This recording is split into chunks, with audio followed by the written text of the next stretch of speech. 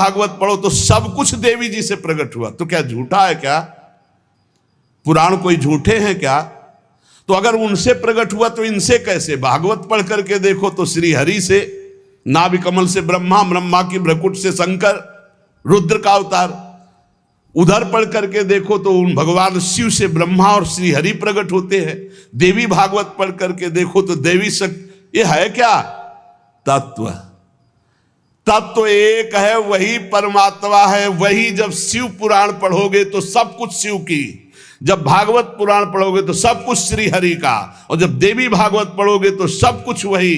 देवी प्रपन्नार्थ हरे प्रसीद प्रसीद मातर जगतो खिलस्य प्रसीद विश्वेश्वरी पाहे विश्वम त्वमीश्वरी देवी चराचरस्य। हे देवी, तुम ही चराचर में व्याप्त हो, तुम ईश्वरी हो, तुम सर्वशक्तिमान हो, तुमसे बढ़कर कोई नहीं। क्या समझते हो? जो जहां है वही परम तत्व है और वो वही सब कुछ है। इधर से हम देखेंगे तो कृष्णाकार, उधर से देखोगे तो शिवाकार, उधर से देखोगे तो दुर्गा में, उधर से देखोगे काली में। जो बोलो वही परम तत्व है। पर जब हम लीला का गायन करते हैं तो लीला में विभाग हो जाता है।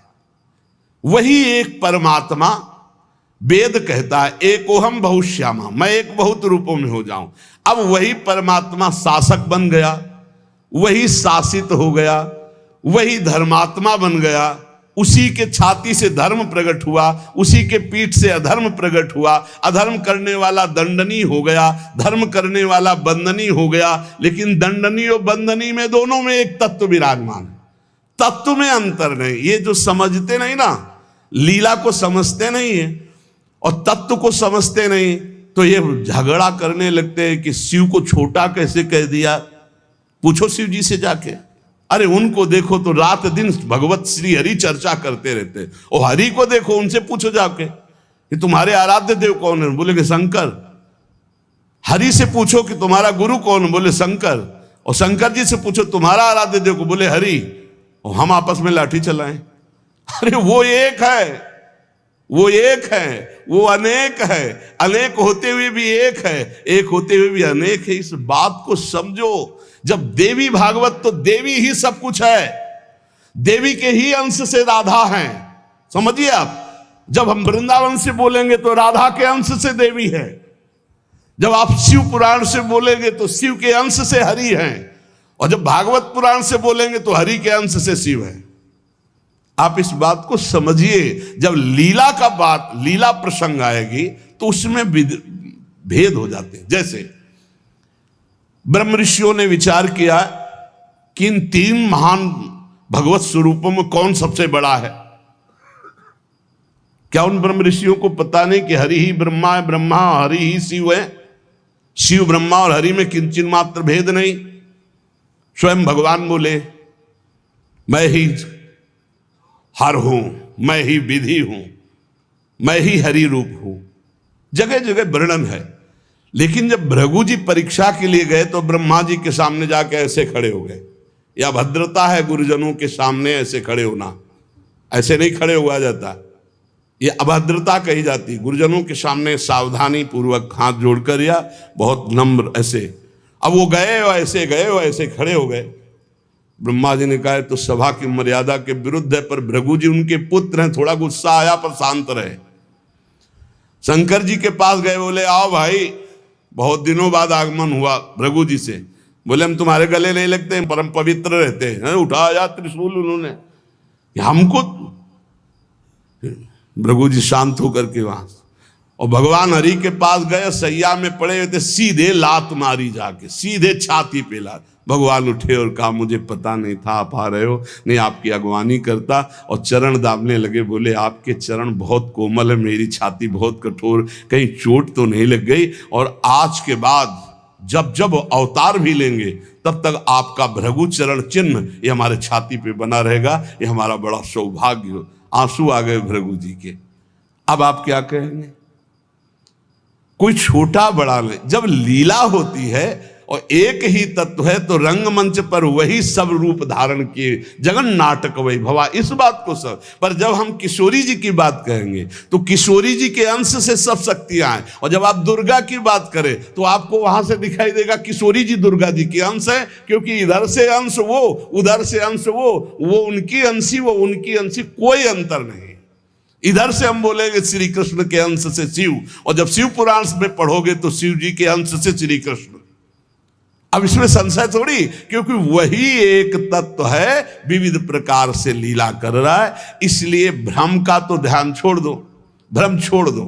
जब जब जैसा अवसर आया वही रूप धारण किए तत्व विराज। पर जब लीला की चर्चा होगी तो माधुर्य रस में ऐश्वर्य का प्रवेश नहीं, भगवान के ऐश्वर्य का प्रवेश नहीं, तो और ऐश्वर्य शक्तियों की तो बात जाने दो।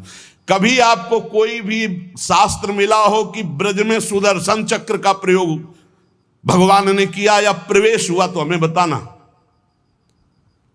कभी दिव्य वैभव का प्रयोग, क्योंकि ये माधुर्य का क्षेत्र है, ये जो ब्रज है ये वात्सल्य माधुर्य। कभी सुदर्शन चक्र से ब्रज में किसी को मारा हो, मुझे तो याद नहीं है, आप लोगों को कोई याद आवे तो हमको भी बता देना, क्योंकि अभी तक तो नहीं पढ़ा है। आगे अगर किसी को लगे, दूध पीते हुए पूतना को मारा, प्रवेश करके अगासुर को मारा, फाड़ के बकासुर को फेंक दिया, और उसका पैर पकड़ के धेनुकासुर को मारा, बस यही थप्पड़ घूसा इसी से पहुंचा दिया है।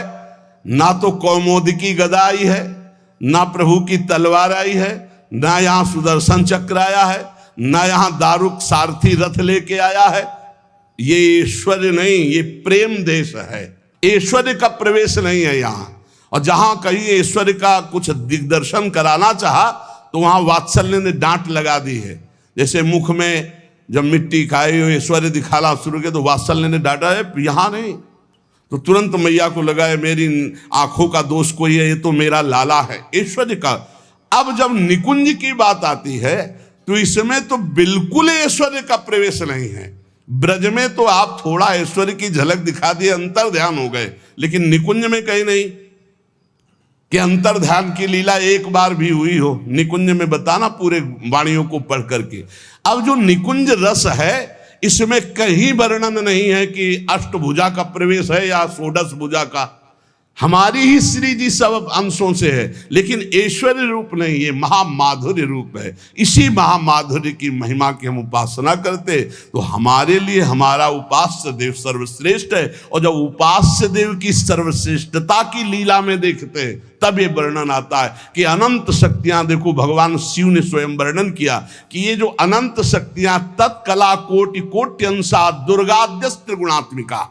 अब देखिए वही प्रभु है शक्ति, वही है शक्तिमान, किंचन मात्र अंतर नहीं। लेकिन प्रभु आदेश करते हैं कि मैं अब अवतार लेने जा रहा हूं, भागवत में पढ़ के देख लेना। तुम हे महाशक्ति बलराम जी का कर्षण करके रोहिणी के गर्भ में डालो और मैं स्वयं अवतार लो। तुम जाकर नंद बाबा के यहाँ कन्या रूप से पूरी लीला पढ़ के देख लो। और नाम चामुंडा, कुष्मांडा, दुर्गा आदि तुम्हारे विविध नाम भगवान ने रखे और तुम सबकी कामना पूर्ण करने वाली होगी। जाओ मेरा आदेश है ऐसा करो। भगवान ने आदेश किया, शक्ति कार्य कर रही। भगवान की प्राप्ति के लिए उसी शक्ति की आराधना कात्यायनी रूप से गोपिकाएं करते हैं कि मुझे श्री कृष्ण पति रूप में प्राप्त हो। उसी शक्ति की आराधना सीता जी गौरी पूजन करती है। और सीता जी कौन है? काल रात्र निश्चर कुल केरी, महाकाल रात्रि स्वरूपा उनको गोस्वामी जी ने कहा। काल रात्रि निश्चर कुल केरी, जय सीता पर प्रीति घनेरी। ये नहीं समझ रहा रावण की साक्षात इसका काल पधारा है। ये काल रात्रि महाशक्ति स्वरूप चाट जाएंगे, कुछ नहीं बचेगा लंका में। ये दुष्ट जिनके प्रति विरोध भाव कर रहा है कौन है? वही गौरी है और वही गोरी है, वही महाशक्ति है और वही सीता जी है। अब आप समझिए, आदि शक्ति जय जग उपजाया। सीता जी गौरी पूजन कर रहे हैं।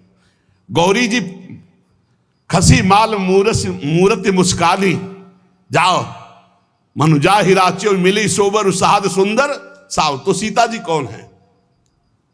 मनुष्य रूपा को भगवान राम कह रहे, आदि शक्ति जेहि जग उपजाया, सो अवतरी मोर यह माया।